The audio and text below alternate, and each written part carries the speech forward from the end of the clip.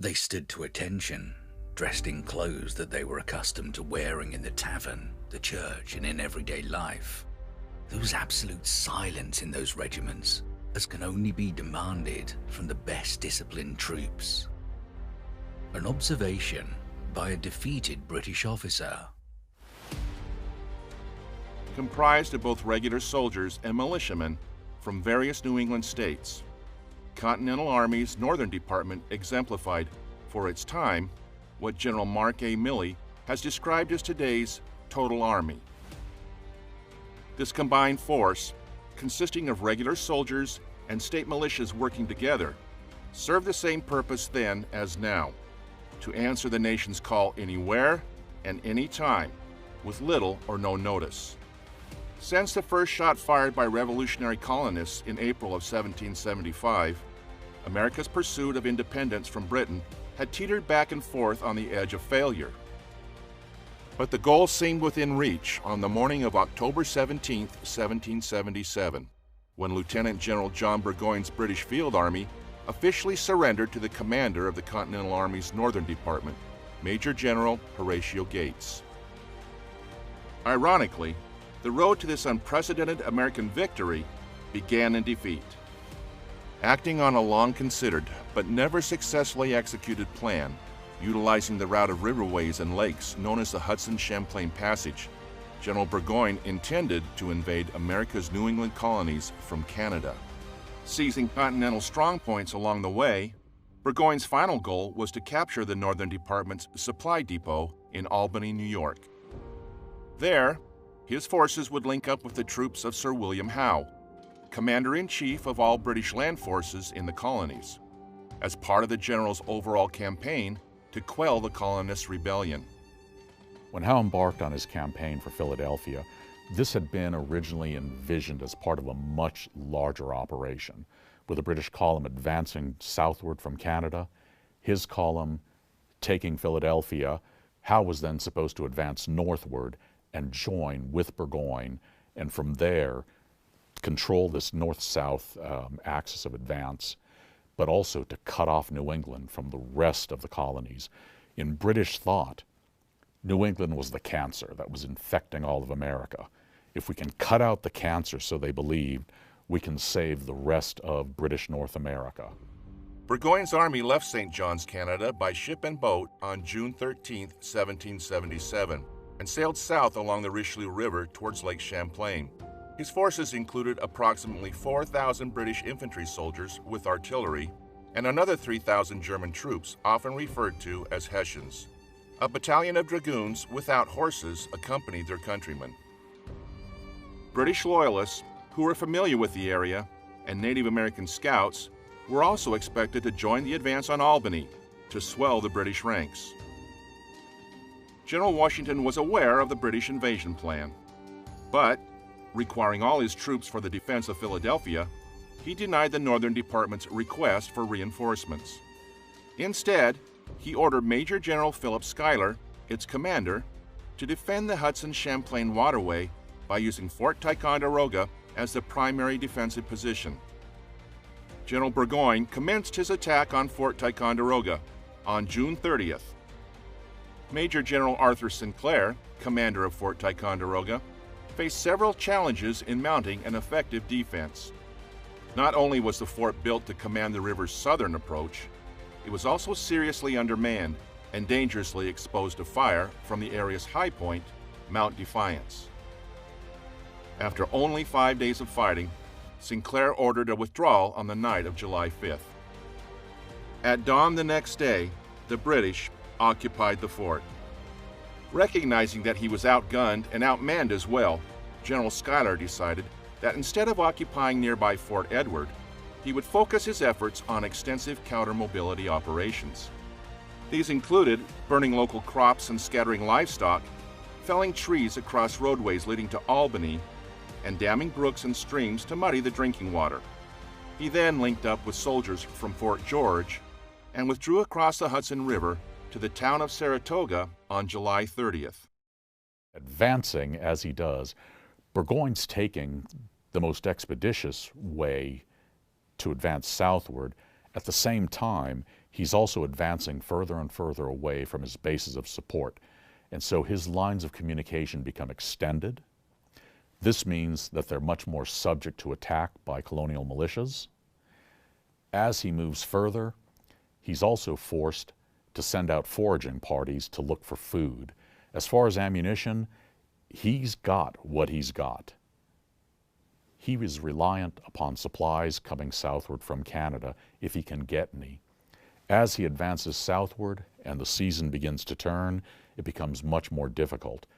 After occupying Fort Edward, General Burgoyne planned to solve his supply problems by ordering Colonel Friedrich Baum to lead a foraging expedition south towards Bennington, Vermont. However, Baum was killed during the expedition and his forces dispersed, leaving Burgoyne short of horses and rations. Over the next month, Northern Department troops also cut General Burgoyne's line of communication with Fort Ticonderoga. Seeing no other choice, General Burgoyne ordered his troops to cross the Hudson River on September 13th and advance south to Albany in search of desperately needed supplies.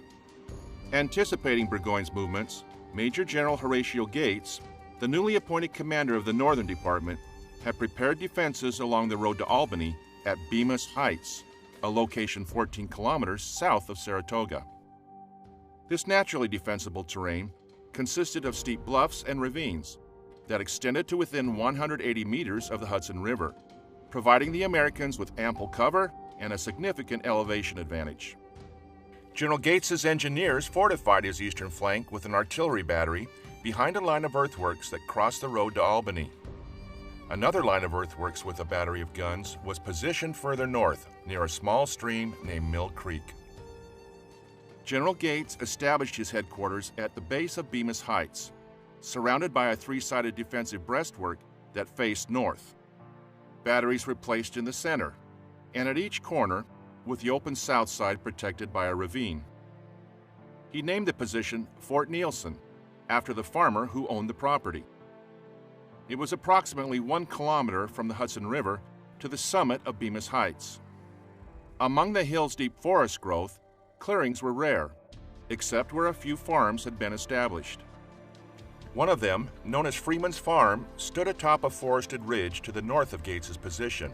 Its roughly cleared field was bordered on three sides by trees, with its open northern approach facing a steep draw known as the Great Ravine.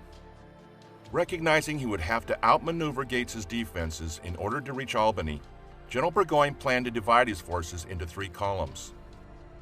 He planned to send the first column, led by Brigadier General Simon Fraser, west up Bemis Heights and then south along its ridge to attack Gates from behind his position.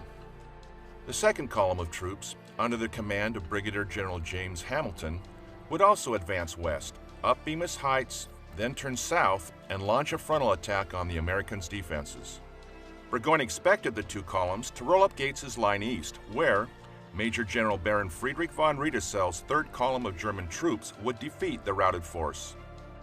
On Friday, September 19, 1777, American pickets patrolling on the eastern bank of the Hudson River reported that the British were preparing an attack. Major General Benedict Arnold, whose forces defended Gates's western flank, recognized that Burgoyne's best chance of success would be to outflank his position. Unwilling to let the British make the first move, Arnold dispatched the 11th Virginia Riflemen under Colonel Daniel Morgan, with 5 companies of New Hampshire Light Infantry under Lieutenant Colonel Henry Dearborn to reconnoiter the area around Freeman's Farm. General Arnold also tasked Brigadier General Enoch Poor's brigade to follow and support. The militia at Saratoga cannot be underestimated. Without them, there would have been no American victory. So they fight alongside the Continentals. They're valuable in holding many of the defensive positions. In many cases, they were willing to advance and assume the offensive. Without them, no victory. As British General Simon Fraser's column advanced on Freeman's Farm from the north, along the ridgeline of Bemis Heights, Brigadier General James Hamilton's pickets approached the farm from the east. Attempting to advance across Freeman's Field, they were surprised by the advance guard of Colonels Dearborn and Morgan, who had arrived only moments before to occupy positions along the facing tree line. As the Virginia riflemen inflicted heavy losses on the British pickets, General Hamilton's main force arrived to reinforce their numbers. General Fraser's column also arrived and attacked the Continentals, driving the sharpshooters back from the farm and into the dense woods to the south. Hamilton's troops then took the field and held it. Shortly thereafter, Brigadier General Enoch Poor's New Hampshire infantry arrived and engaged the British, while the Virginians reformed and began sniping at British officers and gunners. Poor's infantry was soon overwhelmed by a combined force of British and German troops that outflanked them and drove them from their hasty position. On the brink of defeat and capture, the New Hampshire infantry was only saved by the timely arrival of Brigadier General Ebenezer Learned's brigade, who repulsed the British bayonet charges. As more American reinforcements arrived, Major General Benedict Arnold joined the battle. With the British soldiers beginning to falter, General Burgoyne encouraged his troops to hold the line. Having lost 19 of his 22 cannon crew members to the Virginia sharpshooters, and with more and more British soldiers being killed or captured, Burgoyne's force began to withdraw from Freeman's Farm. Meanwhile, General Riedesel, hearing the sounds of heavy fighting coming from the farm, left 1,000 of his soldiers to defend the road in front of Gates's position and led his remaining regiments uphill through the woods towards the battle. The Germans arrived just in time to turn the Americans' eastern flank, forcing them into the woods south of the farm. As darkness fell, Arnold's forces withdrew. Over the next 2 weeks, while still awaiting reinforcements, General Burgoyne established a front that extended east from Freeman's Farm towards the Hudson River. He placed his main camp, defended by 4,000 combined British and German soldiers, south of the Great Ravine. Batteries were placed at regular intervals along the front, and trees felled to establish clear fields of fire in front of each guard post. The British defense of Freeman's Farm was anchored around a formidable defensive position named Balcarres Redoubt that faced south and resembled a tall wooden fence with slits for muskets and oblique passages for moving on and off the battlefield. To further secure the area, a second defensive position named Bremen Redoubt had been established to the north of the farm. By Gates' decision to allow Burgoyne to attack first, but also his decision to hold where he was, Gates is actually working at the campaign level with a strategy of attrition. So what he's actually doing, because of his own cautious, his own conservative nature, is to cause Burgoyne to eat his supplies, to starve his men out, to wear down their uniforms, to let Mother Nature work as an ally for the American forces. On October 7th, General Riedesel, with a battalion of German soldiers, led a reconnaissance in force and occupied a clearing known as Barber's Wheatfield, located some 700 meters in front of Balcarres Redoubt. General Fraser's light infantry and soldiers of the 24th supported the Germans. At the same time, to the northeast, 200 German soldiers were positioned behind Bremen Redoubt. Learning of these developments, General Gates decided to attack Riedesel and ordered Morgan and Dearborn's advance guard to turn the Germans' weak western flank, while the 2 brigades of Generals Learned and Poor attacked from the south. As the advance guard attacked Fraser's troops, Poor and Learned soldiers attacked Riedesel's force, capturing his guns while attempting to cut off his line of retreat toward Balcarres Redoubt. Riedesel's troops regrouped and held off the Americans' continued assaults. With his artillery horses targeted by sharpshooters and a steady stream of wounded retreating from the field, General Burgoyne sent orders for his forces to withdraw from Freeman's Farm to the main camp. Riedesel, also realizing his untenable position, organized his troops to fall back behind Balcarres Redoubt. When General Fraser rallied his soldiers to form a rearguard, he was shot in the stomach and carried off the field. As General Poor's brigade gave chase to General Fraser's retreating soldiers, General Arnold arrived unexpectedly. Taking command of Poor's brigade, he led an attack on Balcarres Redoubt, but failed to dislodge the British from their strongpoint. General Arnold then took command of General Learned's brigade and led an attack on Bremen Redoubt.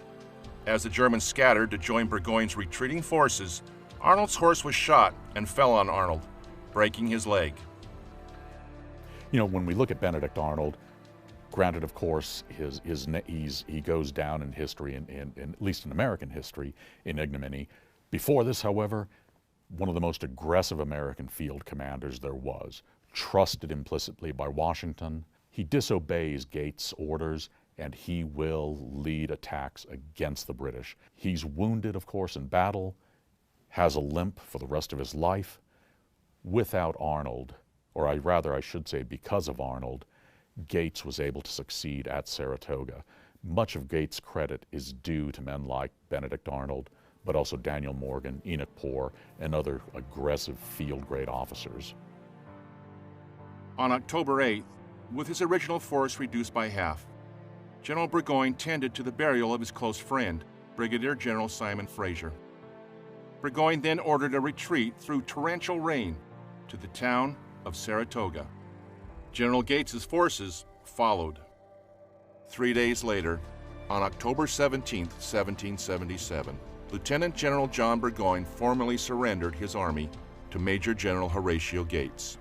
Burgoyne's defeat was due to a number of things. One, the slowness of his advance, inability or reluctance of Howe to support him from the south, but primarily from the rising of the militias and their cooperation with the Continental armies, and their holding fast in the battles at Saratoga. This hard-fought victory, won by the combined effort of Continental soldiers and states' militias, marked a turning point in the War for Independence. This was the first time a British field army surrendered to an American commander, proving that when used as a foundation for the Continental Army, militias assisted in providing for the common defense, leaving no doubt that the roots of the victory at Saratoga lay in the militias. This early chapter in our nation's history reveals a strength that endures today and ensures that the total Army has the capacity, capability, and endurance to do what the nation requires. Together, the regular Army, Army National Guard, and Army Reserve comprise a lethal and resilient force ready to meet the security challenges of the 21st century, just as it did during the Revolutionary War at the battles of Saratoga.